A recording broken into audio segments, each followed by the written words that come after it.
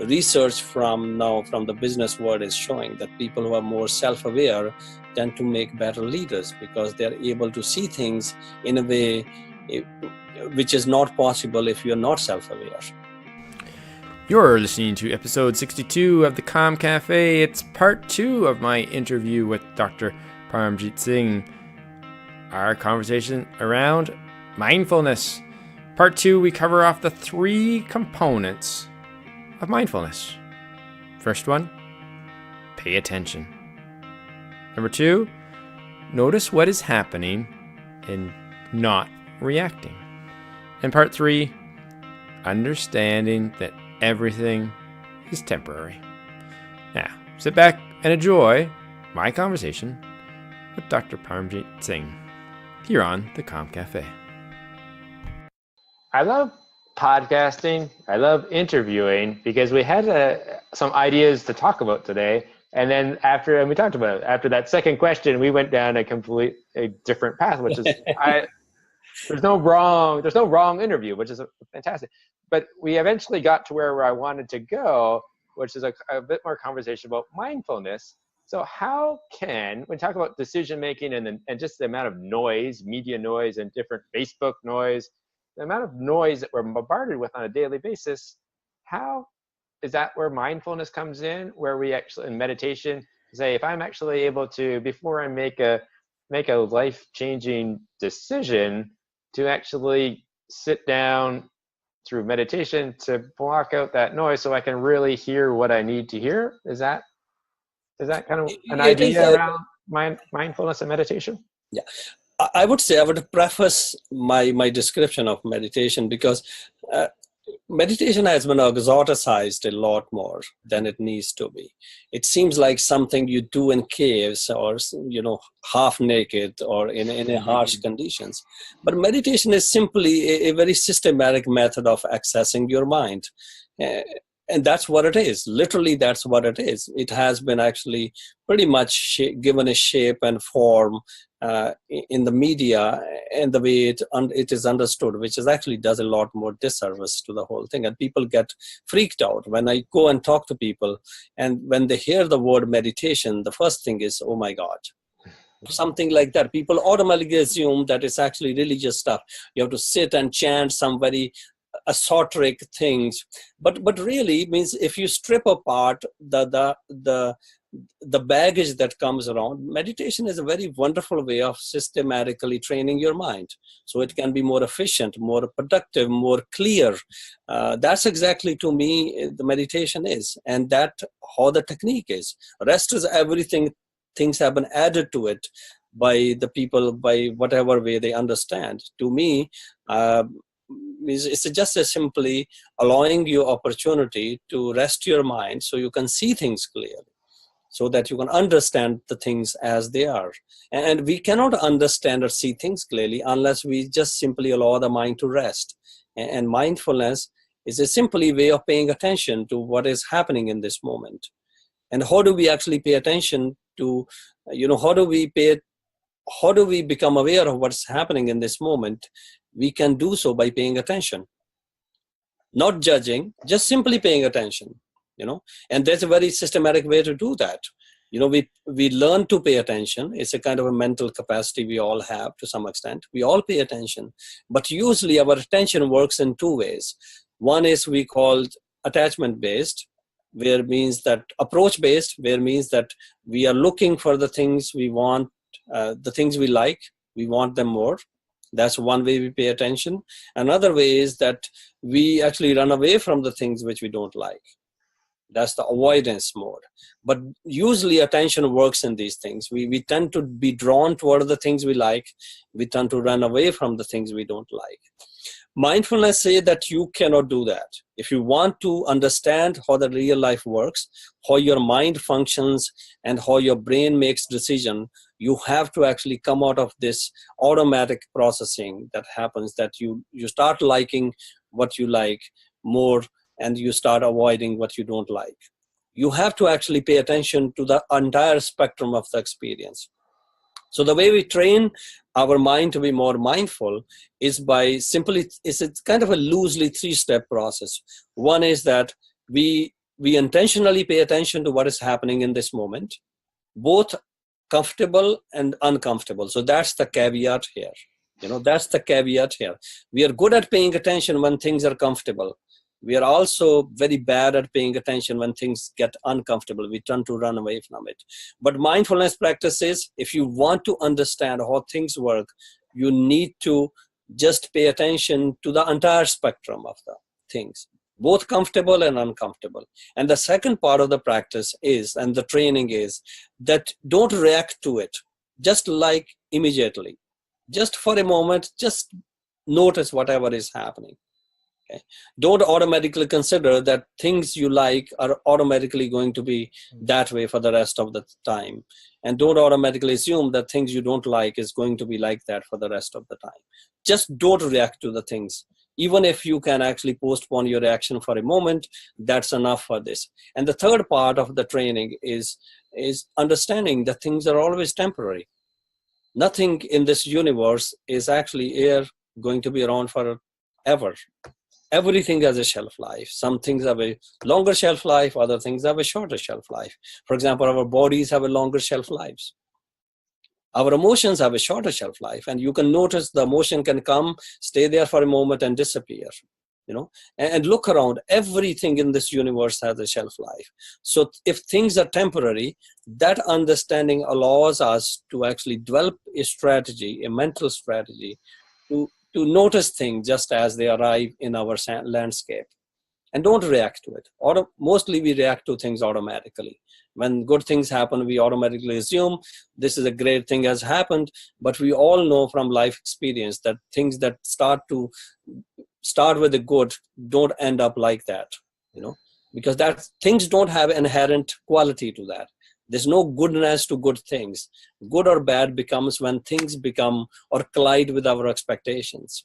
So mindfulness training is a very systematic way of training our mind to be present in this moment and not react. And another way to is it's a kind of a adopting a non-reactive, curious, open-minded approach to the emerging experience. Say for example, somebody actually, the example we are talking about, you're driving on a highway and somebody actually flicks a bird for you. Your automatic tendency is to actually react. Whatever, rather than reacting, you just notice, and you notice that you're just about to react, but you don't react. By doing so, you automatically chip away the old habit pattern. That's how we change habits. Literally, if I have to describe mindfulness, it's a simply understanding and clarifying the old unwholesome habit patterns and just changing them to wholesome ones. Because each time I don't react to the things which bothers me, I actually chip away that old habit pattern. And if I do it long enough and consistently enough, it doesn't have to be years on end. Actually, research shows that within very short period of time, the part of the brain will actually mediate those things actually starts to become better. So within a couple of months, the brain starts to develop new patterns, architectural patterns. I'm not talking about the functional patterns. So to be precise here, mindfulness is simply an ability to pay attention to what is happening in this moment. And the way we train for it is by intentionally paying attention to the entire spectrum of the experience. That's the first part. The second part is not react to it, at least immediately. And third part is keeping in mind that things are always temporary. The whole enterprise of mindfulness is literally built up on that. Thank you so much. I had my pen and paper and actually wrote that down. So I'll remind people on the introduction to get their pen and paper out. And I like that I wrote down the piece was, there is no good or bad. It is the experience colliding with our expectations. So when something it's all, again, based on our expectation. If I go with something and my expectation is this, and I get something different, based on the difference, I then end up judging it or say whether it's good or bad. And there is no good or bad. It's my opinion or my experience based on what happens to me. Yes. Exactly. Means if you look at it, means two people go for an interview. One gets the job, one doesn't. So for the person who gets the job, that's a positive experience. That's a good experience. And the person who actually didn't get the job, that's a negative experience. But the interview, it doesn't have the quality to it. It's just literally the expectation. The one whose expectations are met, that's a positive experience. One whose expectations were not met, that's a negative experience. And I think once we start thinking about it, it actually liberates us from berating ourselves from all the things. We self-criticize, because the life is very complex, and the complex decision-making process plays out in a variety of things. Means except some very small things where the input variables and the output variables are pretty simple. In real life, things are actually a lot more complex. So especially when people come to my program and they will say that I take everything personally.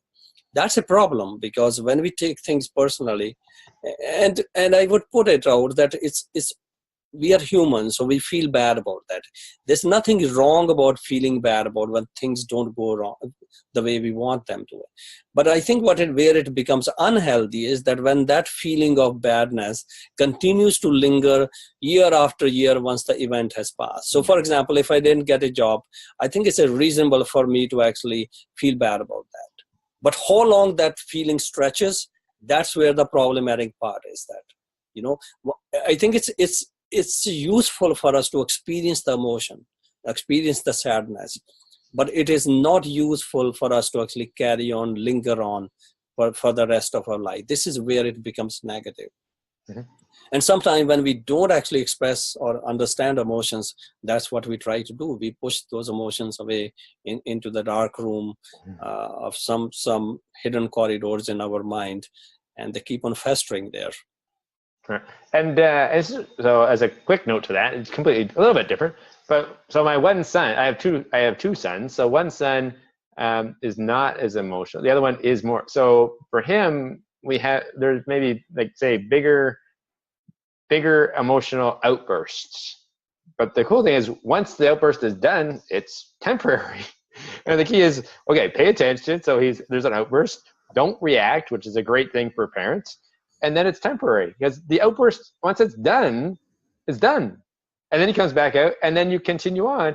But for him, he's actually released that negative energy, where if my other son, if he just swallows it, it's going to sit. And this is where we do some work with the color mirrors. As that anger and built up emotions just sit further inside of me, I end up developing, stomach issues, liver issues, all kinds of different issues, because I've actually have this built up emotional and anger sitting inside of me, and it just doesn't know what to do. That's a different topic for a different day. Now, what I want to do is give you a chance to share where, so I know you run workshops in Hamilton. I think you have a website, but where can people learn some more information about the workshops that you run, or if they just want to learn more about what we've talked about today? How could they get in touch with you or learn more about what you do? So I run two tiers of the program. One is called for the community program, which I run mostly. These are repetitive, regular programs that run out of Hamilton and Brantford. So it's a 6-week program I run. It's called Introduction to Mindfulness Practice. This is a very skill-based program, practice-focused, where it means that the conversations are kept to minimum. I provide all the background material science for people to read at home. But when they come to the class for 2 hours, we spent around 80 to 90, close to 90% of the 2 hours on actually working on the skills. Because it is my personal experience that it's the skill of the technique which actually works, not the intellectual understanding. For example, we can sit and talk about what mindfulness, what conceptually it is, how does it changes the brain and all those kind of things, which can be wonderful motivational hooks. But once we go home, the shelf life of self-hope help things are actually very short. So I want people to come to my program and spend the time working on the skill. So when they're out after 6 weeks, they have some sense how they can work with the thing. So for example, if somebody has anger issues, they can only apply these 3 principles: how to notice when the anger is coming, how not to react to it, and understanding that things actually, once he or she doesn't react to the anger, they actually experience the temporariness of the emotions in itself. But that can only be done if they have developed some skill. So these are very skill-based programs because I value practice. That's the only thing that makes a difference. And that's one thing which I am also very antsy about these days, because with popularization and commercialization of these techniques, an impression is being given that you don't have to actually do the hard work of skill development. I want to put it publicly that actually this skill is no different than any other skill. If you're good at something, you're most likely good at something because you burnt a midnight oil, worked days and nights after, done it for a long period of time, and you became good at whatever skill you have. It's very rare to find somebody blessed that you come equipped with all the skills from the beginning. But most of us, if you're good at something, we have done the hard work. So mindfulness is not a very different. It's a very skill which works in the same way. That the more time you spend on it, the better you get over the period of time. All of us respond to it differently, like any other skill, but it is literally a skill. And the second tier program I run is actually for the corporates. So the professional development retreats and workshops, for invited workshops or regular ones, I have done 6-week introduction to mindfulness practice within corporate sector. They wanted me to come to their in-house precinct, and I did the same 6-week, slightly adapted to the cultural needs, but still very much focused on the practice focused. And some of those folks actually from the corporate sector actually came to my community programs because they wanted to refresh the skills. I also am in the middle of running a program for Willis, Toward, and Watson, the insurance company, and we have been doing it since December, and we are hoping to actually expand it to all their employees. Another thing I want to put out, that stress-related cost to society is actually huge. Recently, last month, International Journal of Occupational Health Psychology published a meta-analysis where it said that in Canada alone, the economic cost to all of us is around from the stress-related problems is from around $2.5 billion to $10 billion. So that comes to almost $131 to $486 each one of us pay for when people get sick. And Sun Life Canada pegged out that wellness programs shaves off around 1.5 to 1.7 days of absenteeism from any company, which means translates around $220, $30 or $35 per year. So saved.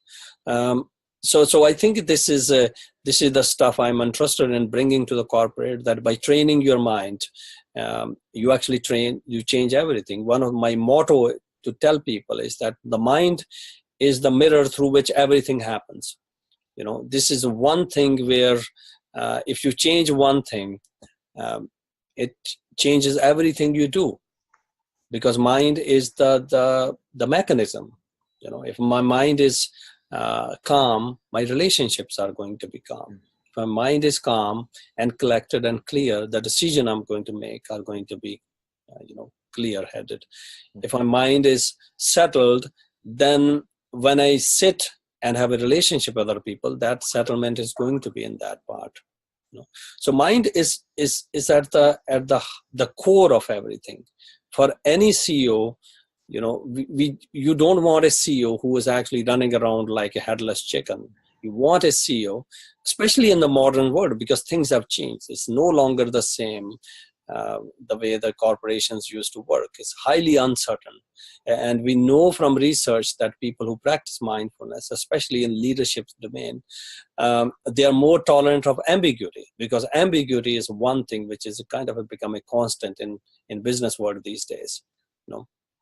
How to tolerate uncertainty, how to have a clear-headedness, how to become more aware of your needs, because we know that lack of awareness impact our own personal health. So when I'm aware of my own needs, by virtue of that, I'm also aware of my own employees' needs.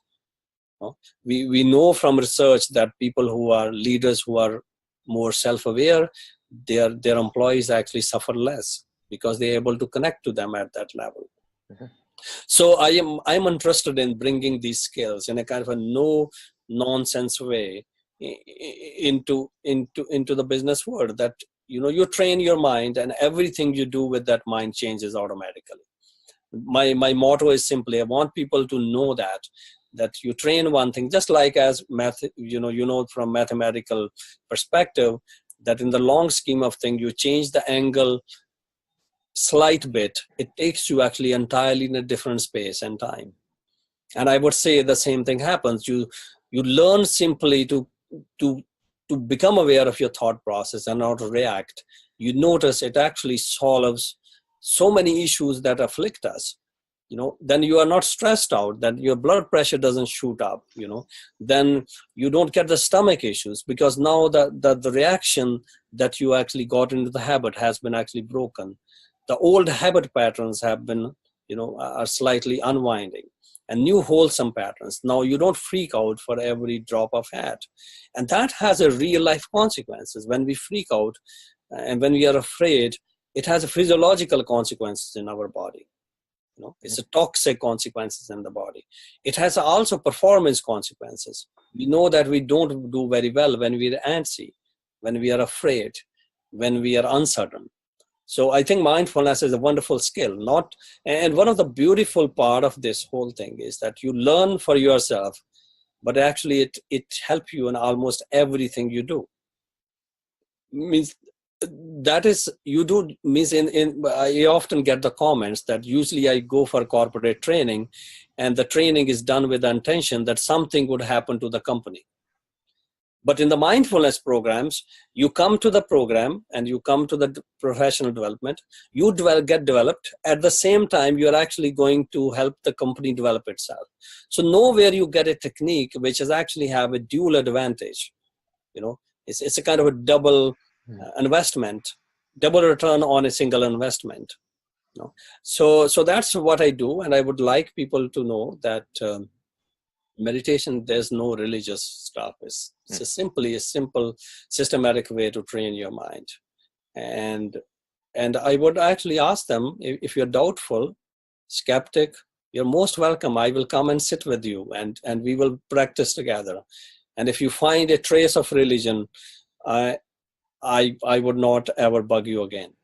But to be a scientist, if you are thinking, scientist is the one who explores. Scientist is the one who doesn't make a judgment. I tend to think that mindfulness technique is a wonderful way to actually test drive that idea that just sit and explore your own mind. That's as scientific as it gets. Thank you so much for today. It's been amazing. I have a whole page of notes, as sometimes I do. And the parting thought is, the mind is the mirror. And I like the fact, I'll add my little accounting piece, return on investment, ×2, because you cannot just get the benefit from it inside of a business without the advantage of having someone take that same work that they've done and use it in their everyday life, in their home life. So there's no bad investment in mindfulness. It's actually, means if I can add to that, means the investment can be actually manifold, because anything you do that will carry the impact of the practice.